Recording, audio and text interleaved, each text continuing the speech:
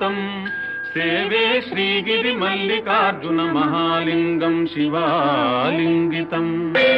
यामूलं सचराचरस्य जगतः पुंसः पुराणी सखी व्यक्तात्मा परिपालनाय जगतामाप्तावतारावलिः दुष्टध्वंस सदिष्टदान विधये नानासनाभ्यासिनी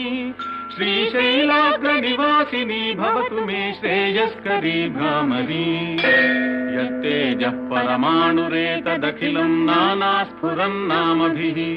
भूतं भावि भवच्चराचर जगद्धत्ते बहिश्चान्तरे सा साक्षात् भ्रमराम्बिका शिवसखी श्रीशैलवासोत्सुका